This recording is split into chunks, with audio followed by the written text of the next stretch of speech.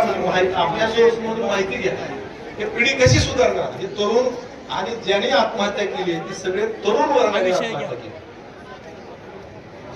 जी तरुण आत्महत्या का करतात? त्यांना कुठंतरी फ्रस्ट्रेशन येत आहे, कर्जाचं ओझं होत आहे, लोकांचं देणं पाणी वाढतंय आणि म्हणून आत्महत्यासारखा शेवटचा पर्याय माणूस शोधतोय. उगा सहजासहजी कुणी तर आपला जीव गमवाल का? मग हे आत्महत्या ह्या थांबवले पाहिजे.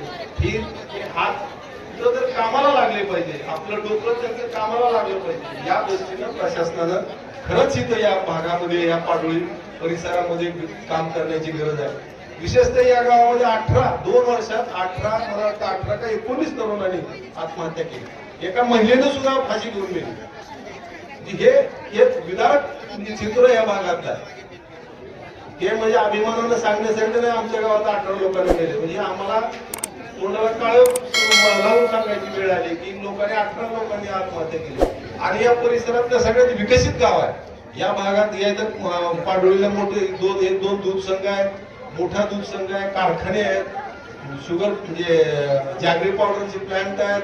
म्हणजे सगळं विकसित असलेलं हे गाव आहे. PSC आहे, पोलीस आउटपोस्ट आहे, महसूल सर्कल आहे. म्हणजे सगळं असताना जर प्रशासनाकडून या भागातल्या जी सगळ्यात गंभीर समस्या आहे तर या भागात सगळ्या धाब्यावर दारू विकली जाते.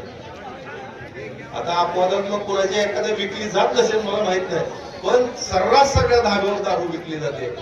आणि हे प्रशासनाकडून हेतुपुरस्सररित्या दुर्लक्ष होत आहे असं माझं स्पष्ट मत आहे. ते पोलीस प्रशासन असेल, महसूल प्रशासन असेल, आणि हे गंभीररित्या बघायची बाब आहे साहेब.